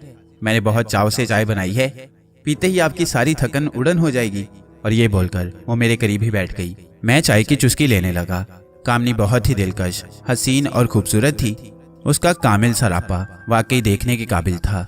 अगर ये कहा जाए कि वो भगवान के हाथों बनी बनाई अप्सरा लगती थी तो इसमें कोई मुबालगा नहीं। मैं चाय पीता रहा और मेरी आंखें उसके चेहरे पर मरकूज थीं। वो कभी अपनी नजरें झुका लेती और फिर तुरंत अपनी झील से भी गहरी आंखें, जिसमें कि अजीब सी मदहोशी झलकती थी, बड़ी अपनायत और लगाव के साथ मुझे देख लेती। मेरी नजरों से नजरें टकराती ही फिर वो अपनी नजरें झुका लेती। खैर, मैंने चाय पी ली। चाय वाकई बहुत मजेदार थी। चाय क्या थी, बल्कि पूरा दूध ही दूध था। उसने दूध पत्ती चाय बनाई थी। कामनी, चाय तो वाकई बहुत मजेदार है, स्वाद आ गया। लगता है तुमने बहुत मन से चाय बनाई है। बोलो, क्या इनाम दूं? चाय पीकर सारी थकन दूर हो गई। अच्छा खैर, ये बताओ तुम इतना ज्यादा मेरा ख्याल क्यों रखने लगी हो? अब तो मेरे मन में हर वक्त तुम्हारा ही ख्याल रहने लगा है। मेरे मन में तो ये भी ख्याल सर उभा रहा है कि अगर मुझे यहाँ से जाना पड़ा तो मैं शायद तुम्हारी जुदाई बर्दाश्त ना कर सकूं। एक बात सुनो, मेरे करीब आओ। मैंने कहा। जी, क्या बात है? और मैं आपके करीब ही हूँ। वो बोली, नहीं, और करीब आओ, फिर मैं वो बात बताऊंगा। चलो जल्दी से मेरे करीब। और मैंने बात अधूरी छोड़ दी। मेरी बात सुनकर वो फौरन मेरे करीब खिसक आई और बोली, चलें, अब बताएं बात क्या है। जब वो मेरे बिल्कुल करीब आ गई तो मैं बोला, अपनी आंखें बंद करो। तो झट वो बोली, बाबूजी, क्या खुली आंखों से बात नहीं सुनी जा सकती? और बात तो कान से सुनते हैं, आंखों से तो सिर्फ देखते हैं। अरे बात ही ऐसी है। चलो अपनी आंखें बंद कर लो, फिर मैं बात बताता हूँ। मेरी बात सुनकर उसने अपनी आंखें मूंद ली। मैंने उसका चेहरा अपने दोनों हाथों में भर लिया। वो बदस्तूर बेसुध रही और फिर मैं झट से उसके चेहरे पर झुक गया और फिर हड़बड़ाकर उसने मेरे दोनों हाथ पकड़ लिए और मेरे हाथ अपने चेहरे से हटाकर बोली, बाबूजी, ये कौन सी बात है? अगर कोई देख लेता तो? अगर कोई देख ले तो क्या होगा? वो यही समझेगा कि दो प्रेमी अपना मन बहला रही हैं। और वैसे भी तुम किसी का ख्याल ना किया करो। क्या होगा यही ना कि पंडित जी मंदिर से निकाल बाहर करेंगे। अरे बहादुर बनो, ये संसार डरने वालों को और भी डराता है। बहुत कम लोग इस संसार में हैं जो दूसरों को उनका हक देते हैं, बल्कि वो लोग ज्यादा खुश हैं संसार में जो अपना हक किसी से मांगते नहीं, बल्कि वो हक छीन लेते हैं। बाबूजी, मैं बहुत अभागन हूँ। भला मैं आपका प्रेम कैसे पा सकती हूँ? कहाँ मैं धरती की मिट्टी और कहाँ आप आकाश पर चमकता चांद। भला कभी आकाश और धरती का मिलाप भी मुमकिन हो सकता है? कामनी की बातें सुनकर मैं चकरा गया, क्योंकि वो बहुत ज्यादा ज़हीन भी थी। उसने जो मिसाल दी थी अपनी जगह अटल थी, लेकिन फिर फौरन मैंने कहा, आकाश और धरती का मिलाप तो नहीं हो सकता, मगर अक्सर आकाश से देवता धरती पर उतरते रहते हैं और फिर देवता की खुशी से मनुष्य की मनोकामनाएं पूरी होती हैं। आकाश से धूप की गर्मी धरती में नई आत्मा डाल देती है। आकाश से बरसता पानी धरती की प्यास बुझाता है और फिर यही पानी मनुष्य की नस्ल के लिए अमृत बन जाता है। धरती के सीने में से अनाज उगता है जिसे खाकर मनुष्य जिंदा रहता है। कामनी, मेरी प्रार्थना है कि ईश्वर तुम्हारी मनोकामनाएं पूरी करें और तुम पर हर पल खुशियां निछावर करें। कामनी, तुम हर समय खुश रहा करो। मैं तुम्हें हंसता मुस्कुराता देखना चाहता हूँ। प्रार्थना किया करो कि मेरे दुख जल्दी से खत्म हो जाए, मैं दर दर की ठोकरें खाने से बच जाऊं, मेरे जीवन में भी सुकून आ जाए, मैं भी सुखी हो जाऊं और फिर मेरे मन में जो इच्छा है वो पूरी हो। बाबूजी, आपके मन में क्या है? वो पूछ बैठी। कामनी, चलो मैं तुम्हें बताए देता हूँ। मेरी इच्छा है कि तुम्हारे जीवन में मैं खुशियां भर दूं, तुम्हारे सारे दुख दूर कर दूं। और ये बोलकर मैंने उसके दोनों हाथ अपने हाथों में ले लिए और अपनी नजरें उसकी आंखों में मरकूज कर दी। अचानक उसकी आंखें डुबडुबा गईं और फिर आंसुओं के चंद कतरे आंखों से निकलकर उसके सुर्ख होते गाल पर ढलकने लगे। उसके आंसू देखकर मैं तड़प उठा और फिर उसके आंसू अपनी उंगली के पोर पर लेकर अपनी जुबान पर रख लिए। और जब उसने मुझे ऐसा करते देखा तो फौरन मुस्कुराने लगी और बोली, बाबूजी, ये मेरा आपसे वादा है कि मैं आपकी खुशी के लिए अब आंसू नहीं बहाऊंगी। फिर वो उठी और बोली, बाबूजी, अब मैं चलती हूँ, कई काम और भी निपटाने हैं और फिर रामलाल जी आने वाले हैं। वो बोल रहे थे कि मैंने प्रताप से कुछ बातें करनी है, मैं फिर बाद में आऊंगी। और ये बोलकर उसने चाय का कप उठाया और मुझे देखती हुई मुस्कुराते हुए कमरे से निकलती चली गई। कामनी के जाने के बाद मैं बिस्तर पर लेट गया और आंखें बंद करके उसके ख्यालों में मगन हो गया। चंद मिनट बाद मैंने करवट बदली तो उस समय रामलाल जी की आवाज सुनाई दी, प्रताप। ये सुनना था कि मैं फौरन अपनी जगह उठ बैठा। रामलाल जी बोले, क्या तुम सो रहे थे? सो नहीं रहा था, बस बीते और आने वाले समय के मुतालिक सोच रहा था। मैंने कहा, प्रताप, ज्यादा ना सोचा करो, भगवान तुम्हारी रक्षा करे। कभी कभी मनुष्य जन्मों के चक्कर में फंस जाता है। मनुष्य बहुत कुछ चाहकर भी कुछ नहीं कर सकता। अगर मनुष्य के बस में हो तो अपने लिए संसार की सारी दौलत और सारे सुख जमा कर ले और फिर उसमें से किसी एक को भी कुछ ना दे, मगर ये सब ईश्वर ने अपने हाथ में रखा है। बहुत कम लोग संसार में मिलेंगे जो दूसरों की खुशी में खुश होते हैं। मनुष्य का लोभी मन कभी शांत नहीं रहता, बस हर समय अपने फायदे के लिए सोचता रहता है। अगर मनुष्य के बस में होता तो ये किसी और को एक निवाला और एक घूंट जल भी ना देता। जी पंडित जी, आप बिल्कुल सही कह रहे हैं। बस मेरी आपसे ये इच्छा है कि आप मेरे लिए देवी माँ से प्रार्थना करें कि मेरे कष्ट जल्दी से खत्म हो जाएं। मैंने कहा, प्रताप तुम घबराओ नहीं, बहुत जल्द तुम्हारे कष्ट खत्म हो जाएंगे और तुम्हारी मनोकामनाएं पूरी होंगी। बस थोड़े दिनों की बात है। बड़े पंडित जी भी बोल रहे थे कि बहुत जल्द प्रताप खुशी खुशी अपने घर चला जाएगा। उससे बोलना कि ज्यादा चिंता न किया करे। यह भगवान की इच्छा से हुआ कि वो इस तरफ मंदिर के सामने आ गया, नहीं तो पता नहीं उसके साथ क्या होता। बस जिसे भगवान चाहे उसके लिए राह निकाल देता है और फिर उसकी भलाई के लिए कोई बहाना बन जाता है। पंडित जी तुम्हारे लिए बहुत ज्यादा सोच फिक्र में है। घबराना और सोचना खत्म करो। ज्यादा सोचने से ऐसा नहीं होता कि मनुष्य के दुख फौरन खत्म हो जाएं। पंडित जी एक बात है, अगर आपकी इजाजत हो तो पूछूं? मैंने कहा, हाँ पूछो, और मैं जानता हूं कि तुम क्या पूछोगे। वैसे भी पंडित जी बोल रहे थे कि तुम जाकर प्रताप को समझा देना, वो ज्यादा व्याकुल होगा। जो हालात रात में और आज दिन में नजर आए, और फिर सबसे खौफजदा हालात जो धनराज के साथ पेश आए। जी पंडित जी यही बात है, और यही बात मुझे बहुत ज्यादा व्याकुल कर रही है। मैंने कहा, प्रताप तुम्हारी बात बिल्कुल सही है और व्याकुल होने वाली है। तुम इस गांव में नए हो और तुम्हें उन हालात के मुतालिक बिल्कुल भी मालूम नहीं कि ऐसे हालात क्यों पेश आते हैं। रामलाल ने कहा, जी पंडित जी, ऐसा वो कौन खूनी है जो रात के अंधेरे में आता है और इस तरह जुल्म ढाकर गायब हो जाता है और पूरा गांव खौफजदा होकर सहम जाता है। और फिर धनराज की लाश देखकर ऐसा लगता था कि जैसे उसका सारा खून उसके गले में सुराख करके किसी पाइप के जरिए निकाल लिया गया हो। और कब से ये सब कुछ हो रहा है? क्या कभी किसी ने कोशिश नहीं की कि उस खूनी का खात्मा हो सके? या फिर ये सब कुछ गांव वालों के बस से बाहर है? लेकिन जहां तक मैं समझता हूं कि संसार में हर कष्ट, हर दुख, हर जुल्म का कोई ना कोई उपाय जरूर होता है, और उसके लिए लोग कोशिश भी करते हैं कि किसी भी जानलेवा दुख से जान छूट जाए। मैंने कहा, प्रताप तुम ठीक कह रही हो और तुमने ठीक सोचा है। संसार में हर कष्ट के खात्मे के लिए उपाय जरूर होता है और इसका भी उपाय जरूर है। अब मेरा ख्याल है कि बहुत जल्द उस खूनी से गांव वालों की जान छूट जाएगी। पंडित जी ने अब सोच लिया है कि वो अपने गुरुजी से कहकर उस खूनी से छुटकारा हासिल करेंगे। प्रताप ये बहुत बड़ी बात है। आजकल जो ये खूनी बना है, ये एक जमाने में बहुत ही मिलनसार, हंसमुख, दूसरों के दुख दर्द में काम आने वाला। जब भी किसी को कष्ट में देखता तो उसका दिल तड़प उठता, और जब तक दुखी का दुख खत्म ना हो जाता वो सुख से नहीं बैठता था। अगर रुपए पैसे की जरूरत हो तो अपने पल्ले से खर्च भी करता था। वो अपनी दुनिया में खुश और मगन रहता था। किसी के लफड़े में कभी भी टांग नहीं अड़ाता था। दोस्तों का दोस्त और जालिम से नफरत करता था। जवान हुआ, उसके पिता ने बड़ी चाव से उसका विवाह किया। सारा गांव एक हफ्ते तक जश्न मनाता रहा। पूरे हफ्ते गांव के सारे लोग उसके द्वार खाते पीते रहे। खैर खुशी खुशी उसके घर दुल्हन आ गई। वक्त समय दिन रात गुजरने लगे। 9 महीने बाद ईश्वर ने उसे चंद्रमा को शर्माती एक बच्ची से खुश कर दिया। बच्ची को देख देख कर उसके परिवार खुश होने लगे। वो बच्ची थी ही इतनी सुंदर कि अगर उस पर आंख पड़ जाती तो उस पर से आंख नहीं हटती थी। उन्हीं दिनों उसका मन संसार के कामों से उचाट होने लगा। उसका मन चाहा कि सन्यासी बन जाए, मगर लोगों और उसकी अपनी पत्नी और घर वालों के समझाने पर उसने खुद को संसार के कामों से अलग कर लिया और ध्यान ज्ञान में लग गया। बड़े बड़े ध्यानी ज्ञानी और गुरु किस्म के लोगों के चरणों में बैठने लगा। तमाम ज्ञानी लोगों ने उसकी बहुत मदद की, उसे हाथों हाथ लिया। मंत्र जंतर और भी चीजों में वो आगे ही आगे जाने लगा और फिर वक्त आया कि वो एक बहुत बड़ा ज्ञानी बन गया। समय पर लगाकर उड़ता रहा। उसका नाम गोपी था। उसकी पुत्री जिसका नाम उन्होंने चंद्रमुखी रखा था। जैसे जैसे चंद्रमुखी बड़ी होती रही वैसे वैसे संसार की सारी खूबसूरती उसमें सिमटती रही। अभी कम उम्र ही थी कि लोगों की आंखों में बस गई थी। गोपी को घर बार से कोई वास्ता तो था नहीं। वो हर वक्त ज्ञान ध्यान में लगा रहता था। उसके पास एक बहुत ही खूबसूरत और लाखों में एक काले रंग का घोड़ा था। गुरबजवार में, बल्कि इस पूरे इलाके में उसके मुकाबले का कोई और घोड़ा नहीं था। गोपी जहां भी आता जाता उस घोड़े पर सफर करता था। घर बार से उसकी दूरी यूं थी कि घर बार की जिम्मेदारी उस पर नहीं थी। उसके पिता की इतनी जमीनें थी कि गुजारा बहुत ही ठाट बाट से होता था। गोपी की पत्नी भी बस यूं समझो कि एक बकरी की मालिन थी, यानी सीधी सादी। वो भी अपनी पति की इच्छा में खुश थी। गोपी का जब भी दिल चाहता अपने घर वालों से मिलने के लिए आ जाता। मगर एक बात जरूर थी कि वो अपनी पुत्री चंद्रमुखी से बहुत प्यार करता था। उसे चंद्रमुखी सारे संसार से बढ़कर प्यारी थी। बल्कि कभी कभी वो बोलता कि मेरा प्राण चंद्रमुखी में अटका हुआ है। अगर किसी ने चंद्रमुखी को मैली आंख से भी देखा तो मैं उसकी आंखें निकालकर चील कौवों को दे दूंगा। चंद्रमुखी भी अपने पिता को अपनी जान से बढ़कर चाहती थी। समय किसी का इंतजार नहीं करता। समय का चक्कर हर पल चलता रहता है। और फिर वो समय भी आ गया जब चंद्रमुखी जवान हो गई।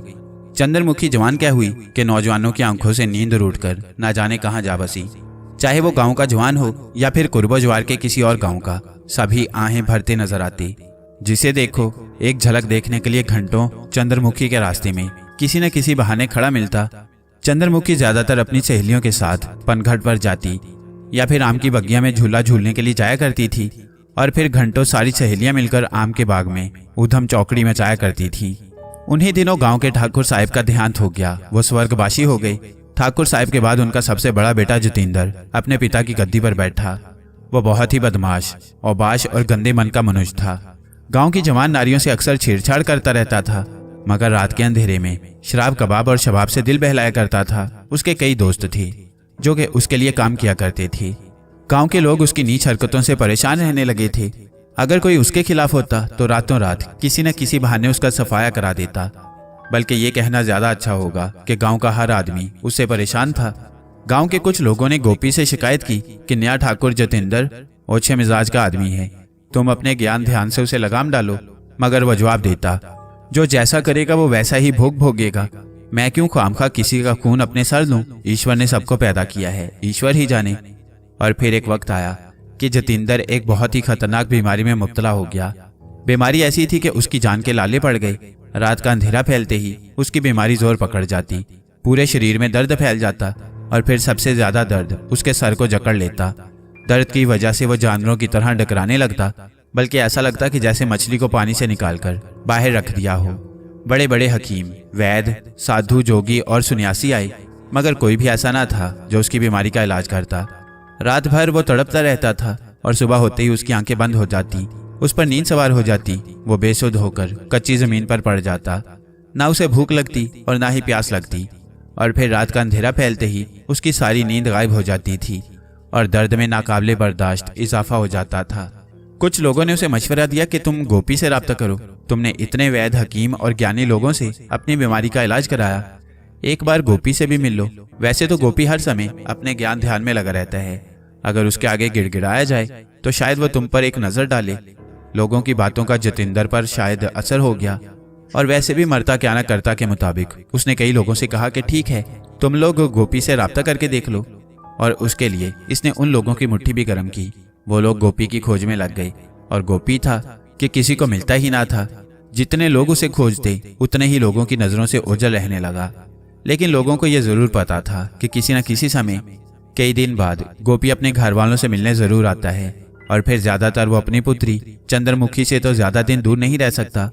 वैसे भी गोपी ज्यादा से ज्यादा 3 दिन अपनी पुत्री को देखे बिना समय बिता देता था, और चौथे दिन रात के अंधेरे में जरूर आता था और अपने घर वालों, पत्नी और पुत्री चंद्रमुखी से मिल मिलाकर रात समय ही ना जाने कहाँ गायब हो जाता था।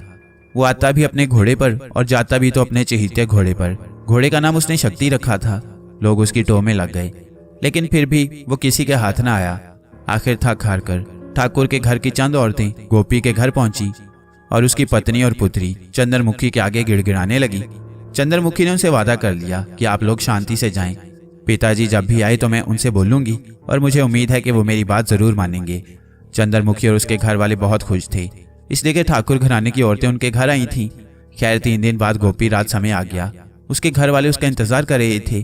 प्यारो मोहब्बत की बातों से जब दिल भर गया तो चंद्रमुखी ने अपने पिता का हाथ पकड़ा और बोली, पिताजी बस मैं कुछ नहीं जानती, आपको मेरी एक बात मानना पड़ेगी, और आप मुझसे वादा करें कि आप मेरी बात जरूर मानेंगे, और अगर आपने मेरी बात और मेरे वादे का पास ना रखा तो मैं आपसे नाराज हो जाऊंगी।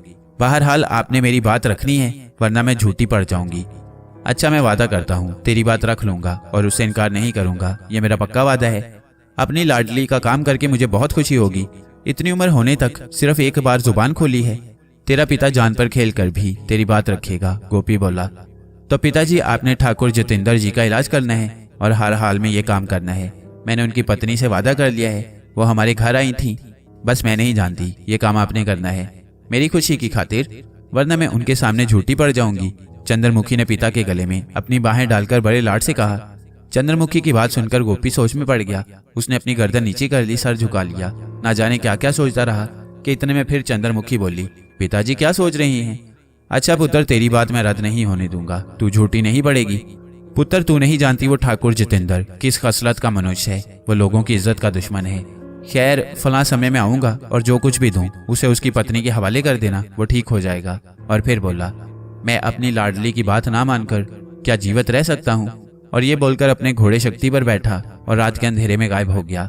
दूसरे दिन ठाकुर की पत्नी आई तो चंद्रमुखी ने खुशखबरी दी कि पिताजी ने मेरी बात रख ली है, आप फलां दिन आकर दवा ले जाना, ठाकुर साहब ठीक हो जाएंगे। और फिर उस रात जिसके लिए उसने वादा किया था गोपी आ गया। उसने चंद्रमुखी के हवाले एक बड़ी सी पुड़िया की। पुड़िया में कोई सफूफ था। उसने कहा, चंद्रमुखी जब इसकी पत्नी आए तो ये दवा उसे दे देना, इसमें से आधा वो 3 दिन तक खाए और 3 दिन ही यही सफूफ अपने बदन पर मल लिया करे, वो ठीक हो जाएगा। चंद्रमुखी बोली, पिताजी मेरी बात रखकर आपने मेरा मान बढ़ा दिया। 1 हफ्ते से कई लोग आपको ढूंढने पर लगे थे। पिताजी आप बहुत महान हैं, कल वो आएंगे तो ये पुड़िया मैं उन्हें दे दूंगी। और फिर इसके बाद दीगर बातें होने लगी। दूसरे दिन ठाकुर की पत्नी आई तो चंद्रमुखी ने वो दवा की पुड़िया उसके हवाले कर दी और समझा दिया कि दवा किस तरह इस्तेमाल करनी है।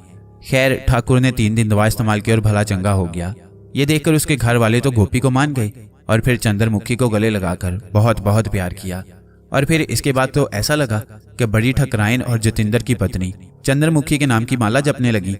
वो हर रोज अपनी नौकरानी को भेज देती और चंद्रमुखी को अपने घर बुला देती।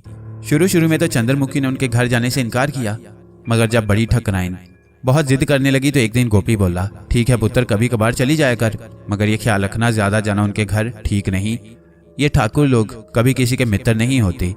अगर ये किसी को अच्छा जानते भी हैं तो सिर्फ और सिर्फ अपने मतलब के लिए। ठाकुर लोग अपने अलावा सबको बहुत नीच समझते हैं, बस ये अपने मतलब के लिए। और गोपी ने बात अधूरी छोड़ दी। ठाकुर जतिंदर चंद्रमुखी को हवेली में आते जाते कई मर्तबा देख चुका था।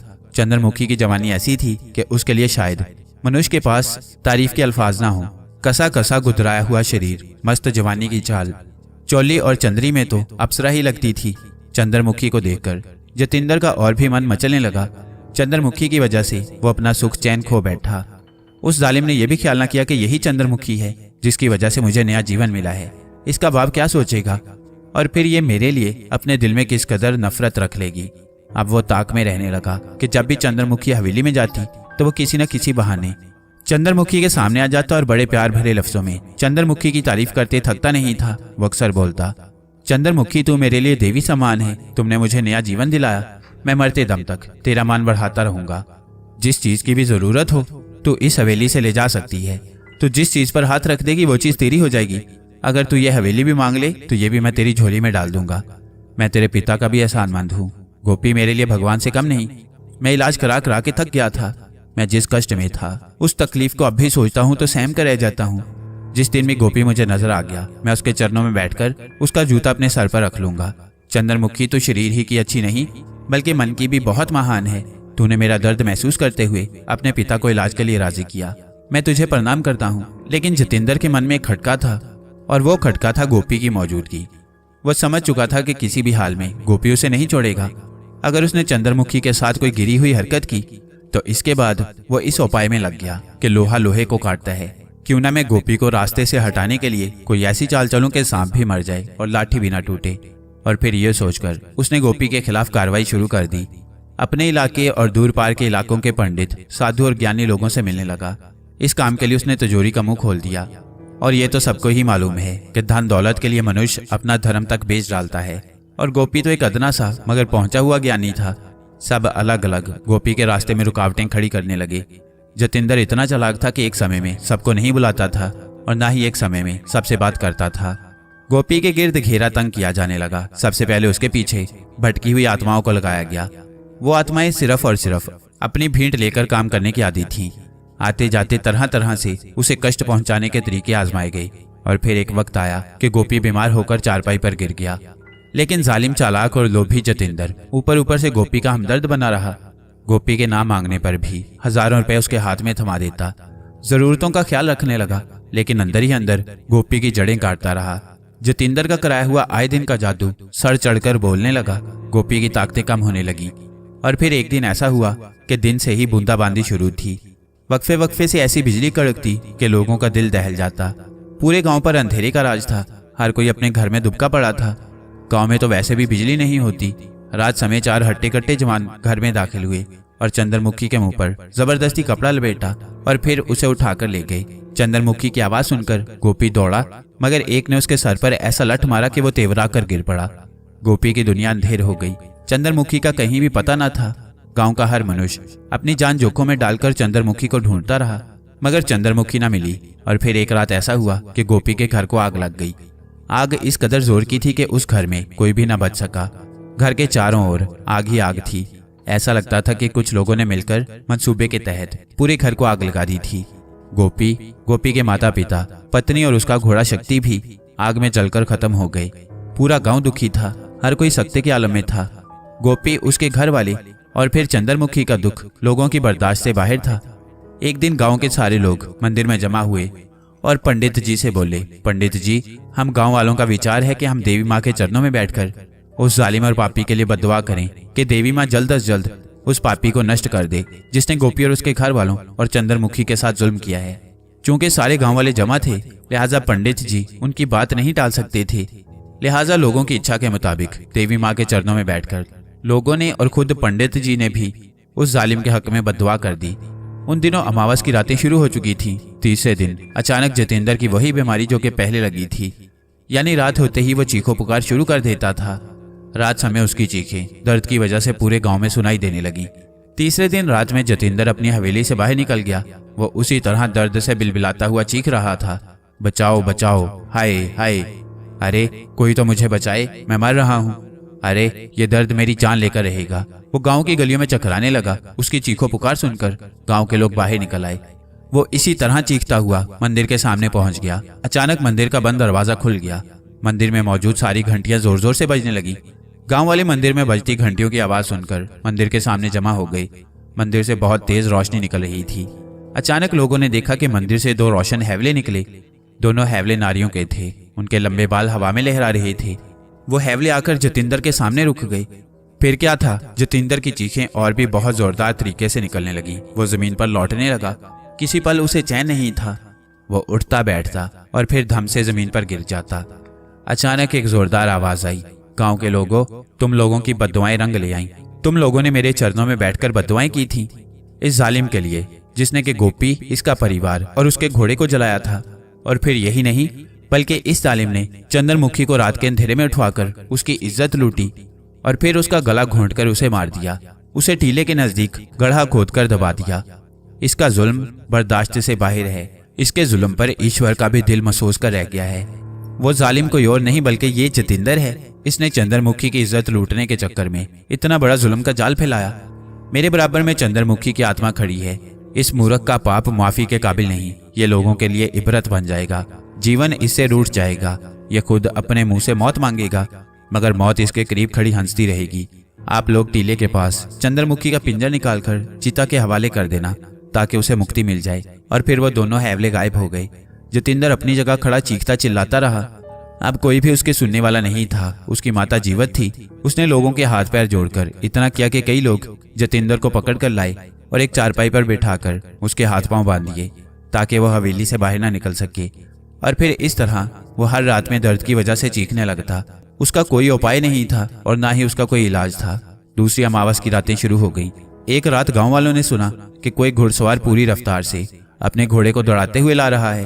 वक्फे वक्फे से वो घोड़ा जबरदस्त तरीके से हिनहिनाता भी था। उस घुड़सवार को कोई भी नहीं देख सकता था। वो रात बहुत अंधेरी थी। सारा गांव सहमा हुआ था। घुड़सवार अपने घोड़े को दौड़ाता हुआ आया और जब सुबह हवेली वालों ने देखा तो जितेंद्र अपनी चारपाई पर मुर्दा पड़ा था। उसके गले में 2 सुराग थे और उसका चेहरा बिल्कुल सफेद हो रहा था। ऐसा लगता था कि उसके पूरे जिस्म से खून का आखिरी कतरा तक निचोड़ लिया गया हो। उसकी लाश के करीब एक कागज पड़ा मिला था जिस पर लिखा था, इस पापी का अंत हो गया। अब इसके कारिंदों का भयानक अंत होगा। इसके बाद बस्ती के हर एक नौजवान का अंत होगा। मैं किसी भी जवान को जीने नहीं दूंगा। इस पापी ने हम पर बहुत जुल्म किया था। इसने हमें जिंदा जलाकर मार दिया और चंद्रमुखी की इज्जत लूटने के बाद उसे गला घोंटकर मार दिया और टीले के पास गड्ढा खोदकर उसमें दबा दिया। मैं इस पापी का पूरा परिवार खत्म कर दूंगा। गोपी। कागज पढ़कर गांव के सारे नौजवान सहम कर रह गए और फिर आहिस्ता आहिस्ता गांव के नौजवान अपनी जान से जाने लगे। जब भी अमावस की रात आती तो कोई ना कोई नौजवान इस हालत में मुर्दा मिलने लगा। गोपी की आत्मा जब भी आती उसी तरह घोड़े के दौड़ने और हिनहिनाने की आवाज सुनाई देती। वह बहुत ज्यादा शक्तिशाली है। बड़े बड़े और महान ज्ञानी उसे मात खा चुके हैं। वो किसी से भी नहीं रुकता और इस बात का सारे गांव को मालूम है। उसके आने की सबसे बड़ी पहचान घोड़े के दौड़ने और हिनहिनाने की आवाज है। कई माह पहले बड़े पंडित जी ने अपने गुरुजी से कहकर उसका एक उपाय कर दिया था। गुरुजी ने त्रिशूलों के जरिए गांव में आने वाले रास्ते पर कुंडल कर दिया था, मगर ना जाने कौन जालिम और पापी उन त्रिशूलों को उखाड़ कर ले गया। त्रिशूलों के उखड़ते ही उसका रास्ता साफ हो गया और फिर इस तरह वो गांव में दाखिल होकर धनराज का खून पी गया। वैसे पंडित जी ने आर्जी तौर पर धागे से कुंडल लगा तो दिया है, मगर उनका कहना है कि अब उसका मजबूत और हमेशा हमेशा के खात्मे का उपाय करना होगा। और इसके लिए पंडित जी गुरुजी के पास जाएंगे और मुझे भी साथ ले जाएंगे। 2 रात गुरुजी के स्थान पर रुकना पड़ेगा। प्रताप, तुमने अंदाजा लगा लिया होगा कि गांव में आबादी बहुत कम है। इसकी यही वजह है, पहले तो ठाकुर के जुल्म की वजह से लोग गांव छोड़कर चले गए और ठाकुर के बाद गोपी की आत्मा ने लोगों पर जुल्म शुरू कर दिया। जिनकी गांव में जगह जमीन नहीं वो तो चले गए, और जो लोग गांव में मौजूद हैं वो जद्दी पुश्ती हैं, या उनके घर हैं, उनकी जमीनें हैं, वो भला कहाँ जा सकते हैं। खैर, मुझे उम्मीद है कि गुरुजी अब की बार जरूर गोपी की आत्मा के लिए कोई ना कोई मजबूत उपाय कर देंगे। प्रताप, तुम इन बातों पर ध्यान न देना। चाहे कुछ भी हो जाए, वो मंदिर में अपना कदम नहीं रख सकता, और अगर उसने मंदिर में आने की कोशिश की तो जलकर भस्म हो जाएगा। प्रताप, अब तुम आराम करो, मैं चलता हूँ। किसी चीज की जरूरत हो तो कामनी को आवाज देकर मंगा लेना। और ये तमाम बातें करके रामलाल जी उठे और कमरे से निकलते चले गए। मैं अपने बिस्तर पर लेट गया और तमाम हालात के मुतालिक सोचते सोचते मेरी आंख लग गई, और जब मेरी आंख खुली तो रात का अंधेरा फैल चुका था। मैंने देखा कमरे में लालटेन जल रही थी, यानी मेरे सोते में कामनी ने लालटेन जला दी थी, और मुझे सोते से उठाया नहीं था, क्योंकि वो जानती थी कि आज का सारा दिन भाग दौड़ और फिर धनराज की क्रियाक्रम में गुजर गया था। मैं अपनी जगह से उठा और बाहर जाकर हाथ मुंह धोया और वापस अपने कमरे में आने लगा तो अचानक मन में ख्याल आया कि देखूं तो कामनी अपने कमरे में क्या कर रही है। मैं दरवाजे पर पहुंचा। दरवाजा आधा खुला हुआ था। मैंने झांका तो देखा कि कामनी दीवार पर लगे आईने के सामने खड़ी अपने बाल संवार रही थी।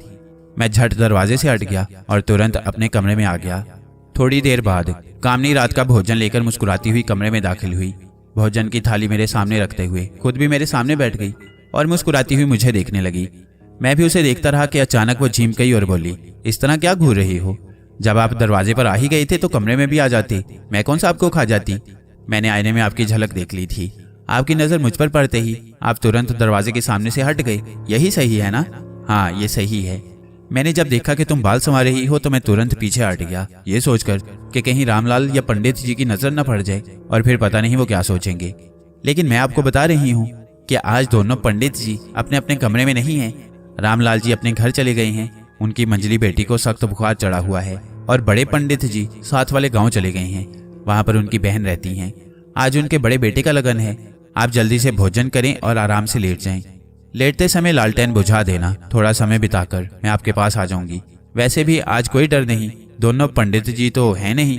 कामनी, जो तुम्हारे साथ और 3 लड़कियां हैं, ऐसा तो नहीं कि उनकी नजर हम पर पड़ जाए? मैंने तशवीश भरे लहजे में कहा।